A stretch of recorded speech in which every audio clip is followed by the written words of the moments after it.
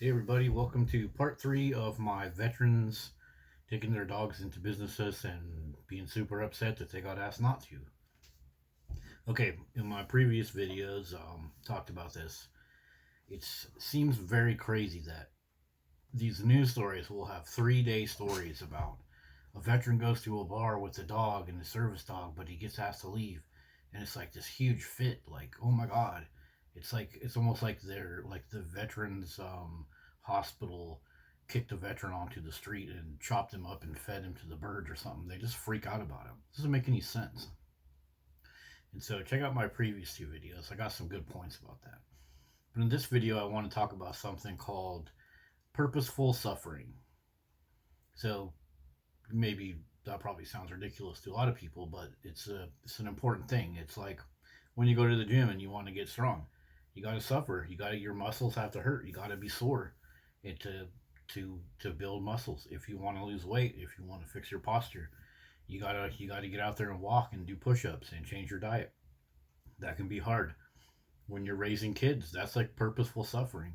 It's hard. Those kids can be freaking jerks. And as a parent, you got to get out there and ask for help. But in the end, that purposeful suffering, you get results and you get to be a better person and you get to offer better things to everyone else in society, to your brothers, your sisters, your church members, the teams that you play on, your coworkers. And that's what purposeful suffering is. It's all over the place. You join Marine Corps boot camp. That's freaking hard. It's a pain in the ass. Those drill instructors and all the stuff you got to do. But afterwards, you get shaped and formed into a better version of yourself. That's what purposeful suffering is.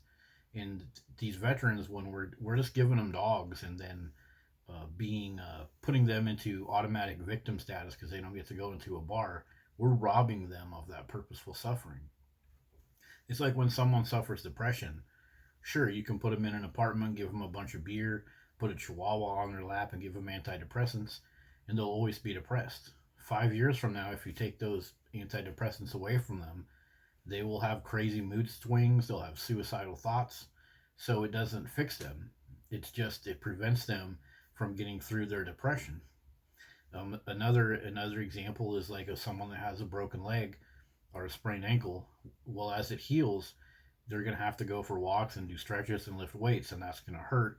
But that break in their leg, that sprain, is going to heal and they're going to get stronger. But if we just give them a crutch and don't take their brace off and just give them a bunch of pain pills, well, yeah, okay, they feel fine and everything. But they're now, if it's time to go for a walk or do something cool or help somebody lift something up, they can't because their leg never healed right. And so that's what we're robbing these veterans. Uh, so an example of this, when I was in the Marine Corps, my shoulder was severely injured, and so they gave me ibuprofen when I was in the Marine Corps. They just gave me ibuprofen, these big 800 milligram tablets. I would take two or three and be fine, and so I didn't really think nothing of it. And then when I got out, I had a bunch of problems with my shoulder, and the VA would give me more ibuprofen, give me X-rays, and then I would work. I worked a hard job at a tire store. I worked landscaping, and my shoulder hurt a lot sometimes. But then I would just take those ibuprofens all day. It was fine, and that was my crutch. That was like the dogs. That was like taking antidepressants. I I just I didn't do any research. I didn't understand that if I would have got an MRI instead of all those X-rays that they kept giving me, they would have seen the damage. And so one day I had a big problem with my shoulder. I went in, they gave me an MRI, and they're like, you got a bunch of problems in your shoulder and a whole bunch of built up scar tissue from all these years of taking ibuprofen. And I should have done that research about taking an MRI and all that stuff, but I was just sitting there popping those ibuprofen pills all day. And so that was my crutch. If I wouldn't have relied on those pills so much, then I could have got a surgery earlier, and I wouldn't have needed three surgeries. I ended up with three surgeries, and it's the same thing with these dogs. You're taking a veteran that has PTSD and telling him, okay, you just need to have a dog. And so then he goes to the bar, and the bar owner asks him to, not bring the dog in. And then all of a sudden, there's four cameras in front of him, and it's a big news story, and they're going to investigate, and there's going to be a lawsuit. Some of these people sue the businesses because they won't allow a dog in the business. Like that's crazy. So if your PTSD is supposed to be helped by a dog, you would think that eventually you would be able to go into a store and be like, hey, you know what? I went into a store and talked to a bunch of people in there. I talked to the coworkers, did my own shopping. I left my dog over there and I took him to the dog park later. And wow, my PTSD is getting better because I'm going in the store or the bar or whatever. A lot of those stories is either the bar or the restaurant, which is weird. They got PTSD, but they're going to go drinking and they can't without their dog. That seems kind of silly. But if they're in the bar without their dog, then now they're going to have a human connection, and maybe they're so used to having that dog by their side, they're following all this mainstream bullshit about dogs are better than humans, so they're constantly got their dog by their side. But if they would go through that pain, that purposeful suffering of going into the bar or the restaurant and meeting people and talking to them and striking up conversations, talking about their time in the service, how did they get injured, how did they get damaged while they're in the military, they would make better, strong human connections. And little by little, their PTSD would get better, better, better, better. Instead, it's just like they need the dog by their side to get all that false, hollow attention.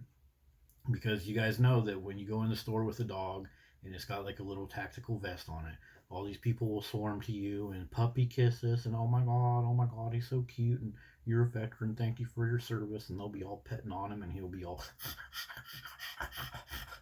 all over everybody. And so all the attention that you're getting from all those people, they're just getting that easy virtue signaling of coming over to you and like, oh look, you have a dog, I have a dog too, let me pet on your dog. But they don't really get to know you. They don't really get to actually let you step out of your PTSD and your nervousness. You only communicate with people via this dog by your side. So that's a crutch.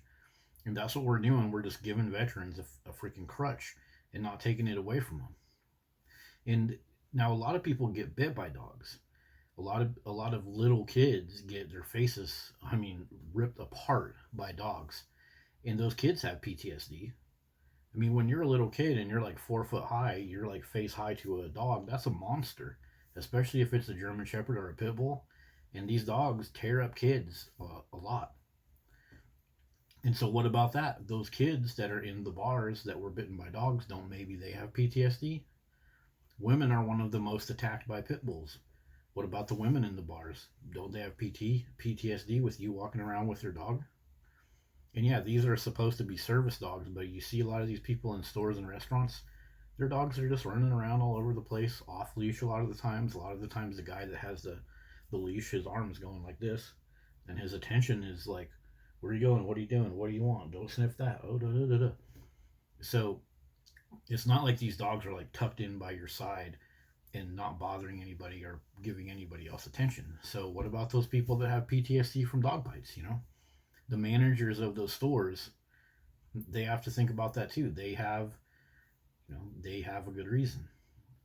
And I searched and searched and I couldn't find any stories of a veteran that's like, well, I got this PTSD dog, but you know what? The local bar told me I shouldn't bring the dog in because there's so many dogs in there with this new dog friendly thing that we started getting some dog fights and he wants people to not bring their dogs in.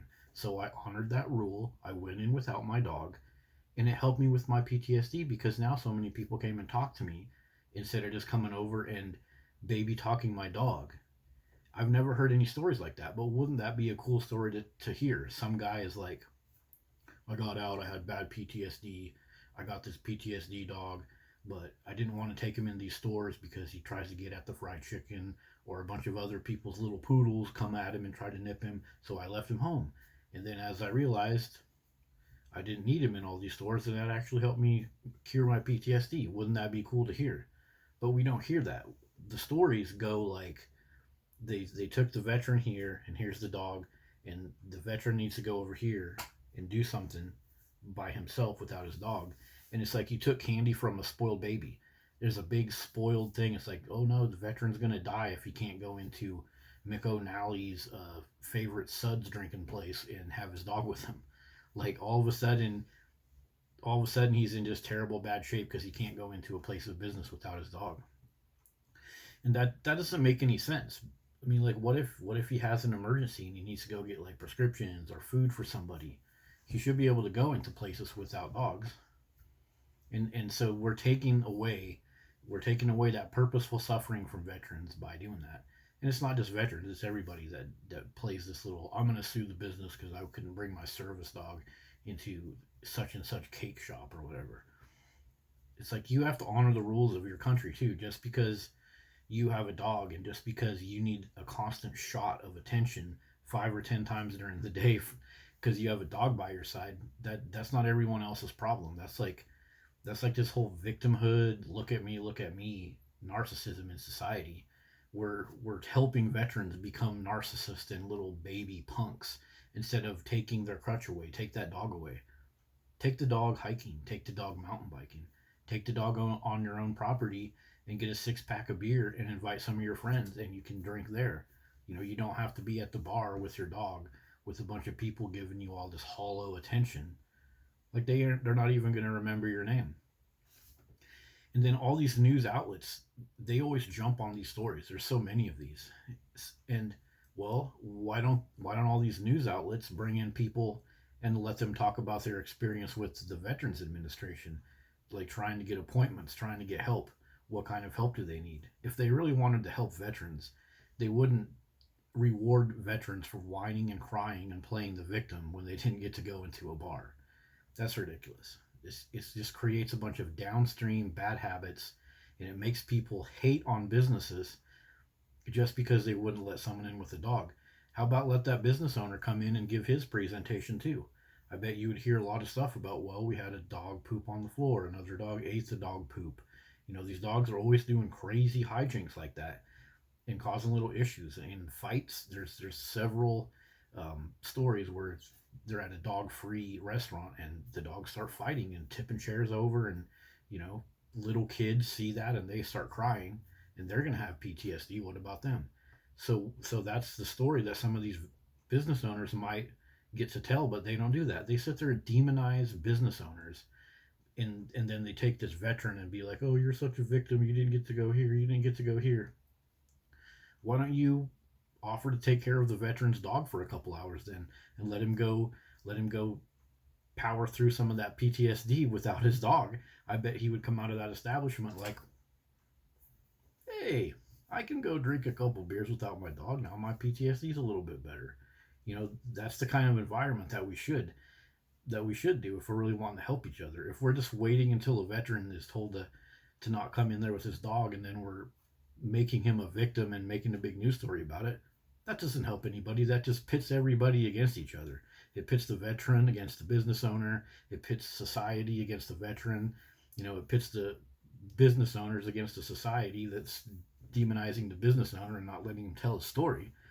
So that's it's creating a ton of bad habits, and it's not allowing the veterans to have their purposeful suffering. Purposeful suffering is, we all suffer, right? We all have hard times in life, but if you get to suffer and build yourself up through the PTSD, now you can go rally up other veterans that have PTSD, and you can tell your story, and you can be a stronger person, and society and humanity will be better. But instead, as a veteran, the news stories are saying that you're supposed to run around and whine and cry because you didn't go into this business or that business. You're actually incentivizing veterans to just go grab a dog, throw a vest on them, and randomly go into businesses until someone throws a fit, and then the veteran can go on Facebook or go on these news stories and cry a fit, and everyone will rally around them. Yeah, that's fucking ridiculous. So, what do you guys think about that? What do you think about the whole purposeful suffering? I'm going to put a really good video about purposeful suffering below, and I think it really applies to the whole thing with the veterans that are going into stores with their service dogs, and even everything else in society and the rest of dog culture too. So thanks for watching, and let me know what you think.